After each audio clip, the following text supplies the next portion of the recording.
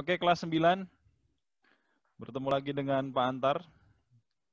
Hari ini kita akan melanjutkan materi di pertemuan interaksi antar negara. Jadi, sekarang kita akan membahas contoh-contoh negara yang akan mewakili benua-benua yang sudah kita bahas di pertemuan sebelumnya. Kita nggak akan bahas semua negara. Kenapa ada nyamuk? Kita nggak akan bahas semua negara, jadi kita ambil satu benua, satu negara saja. Untuk benua yang pertama, sorry ini nyamuk nih. Untuk benua yang pertama adalah benua Asia, dan seperti yang sudah kalian lihat di slide, kita akan membahas mengenai salah satu negara yang paling kuat di Asia, bahkan mungkin kita bisa katakan di dunia ya. Kalau kita ditanya negara mana di Asia yang paling maju, yang paling modern, mungkin kalian akan sama-sama jawab negara Jepang. Jadi Jepang ini nggak cuma terkenal oleh bunga sakuranya, tapi juga dia terkenal sebagai negara yang kuat di bidang teknologi, meskipun sumber daya alamnya mereka kurang begitu bagus dan kurang begitu lengkap, tapi karena SDM-nya luar biasa keren, jadi mereka mampu tumbuh menjadi negara yang kuat secara ekonomi di dunia, bahkan setelah mereka hancur lebur setelah Perang Dunia Kedua di sekitar tahun 40-an, mereka bisa bangkit menjadi negara Asia Timur yang paling superpower. Kita akan bahas negara Jepang, yang pertama dari lokasinya. Jadi secara astronomis, negara Jepang ini terletak di antara 30 derajat lintang utara sampai dengan 47 derajat lintang utara. Kemudian di garis bujur 128 derajat bujur timur sampai dengan 146 derajat bujur timur. Secara geografis untuk batas-batasnya sebelah barat, ini berbatasan dengan Laut Jepang dan Selat Korea. Kalau misalkan diteruskan, di situ ada negara Korea Selatan dan Korea Utara.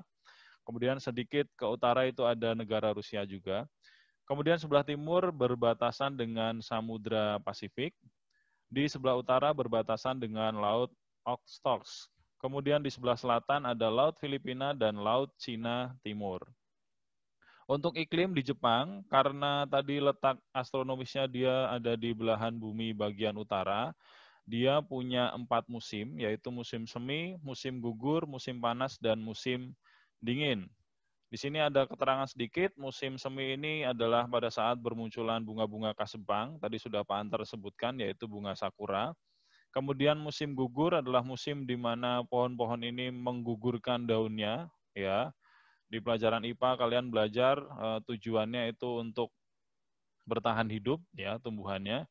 Dan ini merupakan tanda berakhirnya musim panas dan terjadi selama beberapa bulan. Kemudian berikutnya yang sekarang sedang terjadi beberapa bulan ini yaitu musim panas, yaitu Juni sampai dengan Agustus. Ini datangnya diawali dengan hujan dulu, kemudian panas tidak berkesudahan. Saat ini Jepang memiliki suhu yang lumayan ekstrim, jadi di catatan ini ada 35 derajat Celcius. Berita-berita mengatakan bahkan suhu di luar ruangan mereka bisa mencapai 40 derajat Celcius, dan ini tampaknya menjadi masalah yang sangat besar buat penduduk Jepang saat ini. Bahkan dikatakan di beberapa berita ada orang yang sampai meninggal. Jadi meskipun mereka ada di belahan bumi bagian utara, ternyata mereka juga panas juga kayak di Indonesia. Jadi meskipun mereka punya musim dingin, ternyata pada saat musim panas ya sama aja. Banyak cerita orang Indonesia yang ada di sana yang seharusnya mereka bisa bertahan karena mereka tinggal di negara tropis kan, di negara kita sering kena panas, tapi ternyata pada saat musim panasnya Jepang mereka juga nggak tahan juga. Kemudian berikutnya musim dingin, ini di akhir tahun biasanya dan suhunya bisa mencapai beberapa derajat di bawah 0. Ini sorry ya Pak Antar, typo nih, nggak mungkin minus 200 derajat Celcius itu sepertinya terlalu ekstrim ya. Pokoknya di bawah 0. Kemudian berikutnya dari bentuk bumi dan geologi Jepang. Bentuk bumi ini, Jepang ini adalah negara yang memanjang dari utara ke selatan di kira-kira 3.300 km, kemudian terdiri dari berbagai macam pulau. Mereka punya banyak pulau dan mereka juga merupakan jalur Ring of Fire dari Pasifik, sehingga di Jepang ini banyak pegunungan yang berapi. Secara geologi, sebagian besar daerahnya itu bisa dimanfaatkan untuk pemukiman dan lahan bercocok tanam, meskipun sebagian besar mereka tidak bekerja di bidang pertanian. Kemudian kesuburannya tentu tinggi karena tadi banyak gunung berapi. Di data kurang lebih ada 200-an gunung berapi yang masih aktif. Dan kenapa di sana ada banyak gunung berapi? Karena di Jepang ini adalah pertemuan lempeng benua Asia dan Samudra Pasifik. Makanya tidak heran kalau di Jepang gempa bumi ya itu merupakan makanan sehari-hari mereka. Jadi mereka sangat biasa sekali saat ada gempa. Bahkan struktur bangunan yang ada di sana, terutama bangunan yang dibangun untuk publik, itu punya syarat-syarat khusus yang harus tahan gempa. Jadi konstruksinya itu dalam tanda kutip harus lentur terhadap gempa, dan pengetahuan akan evakuasi gempa di sana sangat bagus, diajarkan dari pendidikan dasar, dari TK, bahkan bagaimana saat terjadi gempa mereka harus ngapain. Itu kalau misalkan kalian ke sana kemudian ngobrol sama anak-anak di sana, itu mereka sudah sangat pinter sekali menghadapi itu. Jadi gempa itu udah hal yang biasa di sana. Kemudian flora dan fauna, meskipun Jepang ini dikenal sebagai negara industri, tapi ternyata secara statistik lebih dari separuh wilayah mereka ini merupakan wilayah hutan. Tercatat 67% wilayah Jepang ini masih merupakan hutan. Beberapa jenis tumbuhan yang dapat dijumpai di sana antara lain pohon ek, bambu, maple, birch, beech, dan poplar. Ya. Kemudian hewan di Jepang yang di habitat asli sudah banyak berkurang karena hutannya sudah berkurang ya. Kemudian dulu dapat ditemukan babi hutan, monyet, serigala, dan rusa di habitat aslinya, tetapi sekarang sudah semakin berkurang.